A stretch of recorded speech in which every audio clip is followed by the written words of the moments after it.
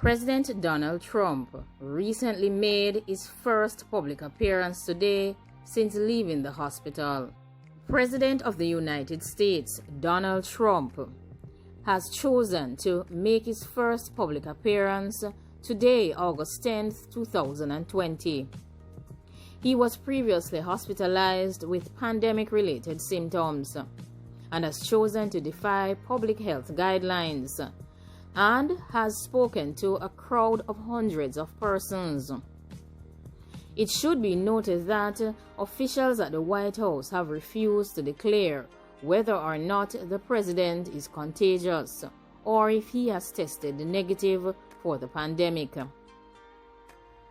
The president removed his mask moments before he emerged on the White House balcony to address the crowd on the lawn. His first step back into the public eye, with just more than 3 weeks remaining until the November 2020 election day for the United States.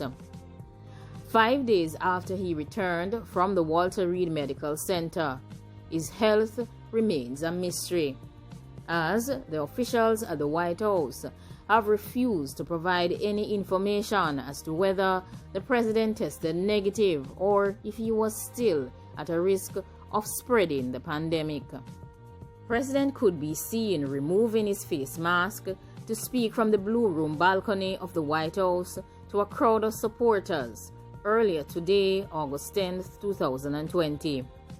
It should be noted that his return was a brief one, with bandages visible on his hands, likely from an intravenous injection. Mr. Trump spoke for only 18 minutes, way far less than at his normal hour-plus rallies. He appeared to be healthy, if perhaps a little hoarse, as he delivered what was for all intents and purposes a short version of his campaign speech, despite the executive mansion setting. Although billed as an official event, Mr. Trump offered no policy proposals and instead delivered the usual statements aimed towards his challenger, Democrat Joe Biden. He praised the law enforcement in front of the crowd of several hundreds, most of whom wore masks, but few adhered to the social distancing guidelines that have been put in place by public health agencies. According to the president, he is feeling great. Also said he was thankful for the good wishes and prayers from the U.S. citizens during his recovery. He later declared that the pandemic, which has caused the loss of life of 210,000 Americans, was disappearing, even though he is still recovering from the pandemic. In either an act of defiance or simply tempting fate, officials organized the crowd just steps from the Rose Garden, where exactly 2 weeks ago the president held another large gathering to formally announce his nomination of Judge Amy Coney Barrett to the Supreme Court. That event is now being eyed as a possible pandemic super spreader, as more than 24 persons in attendance have contracted the symptoms of the pandemic. Mr. Trump had hoped to hold campaign rallies this weekend, but has settled for the White House event, even as his health remains unclear. He has planned to ramp up his travel with a rally in Florida on Monday, followed by trips to Pennsylvania and Iowa on subsequent days. It was not clear if Mr. Trump posed a risk to those he would fly with on the Air Force One or encounter at the rally sites. Prior to making his speech, White House officials have stated that they had no information to release on whether the president had tested negative or positive for the pandemic, meaning that he made his first public appearance without the White House verifying that he was no longer contagious. Security officials have increased their presence around the White House prior to the event, which was called a peaceful protest.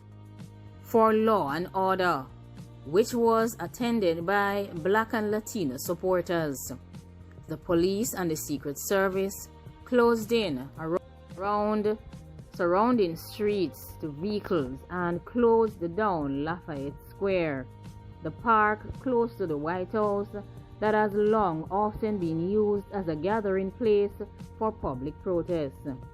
As questions continue to remain hanging about the health of the president and the Democratic opponent Joe Biden, it is clear that Mr. Biden has increased his own campaigning. Mr. Trump has more frequently made calls to radio and television programs to speak with conservative interviewers. He is hoping to make up for lost time with just little over 3 weeks remaining until the election day in November 2020. It should also be noted that millions of Americans have already started voting. Joe Biden's campaign has stated that he again tested negative for the pandemic on Saturday. Mr. Biden was potentially exposed to the pandemic during his September 29th debate with Mr. Trump, who announced his positive diagnosis barely 2 days after the debate was completed. The president had not been seen in public other than in the White House produced videos since his return 5 days ago from the military hospital where he received experimental treatments for his ailment. Many are worried about the impacts of the White House event. They have stated that it's a possibility that the president may have put lives at risk once again. He has been sidelined from the campaign trail for 7 days. However, today he launched into the opposing party by mentioning his law and order message. He has stated information that if the left gains power, they will launch a crusade against law enforcement. This is an echo of information being presented in campaign ads, which suggests that Joe Biden will remove 911 operations and have a therapist answer calls about crime. Only 3 weeks remaining until the November 2020 elections in the US. Mr. Trump is trailing badly in the polls, and millions of voters have already cast their ballots. Therefore, the president is deploying familiar scare tactics, and he is employing his strategies in an attempt to gain some popularity. Mr. Biden has not made any proposals that would affect the ability to answer 911 calls. However, he has stated that he is clearly opposed to the idea of defunding the police, and he has also proposed a $300 million increase in federal funding for community policing. Like, comment, share, and subscribe. Leave your comments down below in regards to the president's first appearance since being hospitalized with the pandemic. What do you think of the statements that he made in his 18-minute speech? Of course, remember to subscribe and share the content. What do you think? Who do you think will be the next president of the United States of America?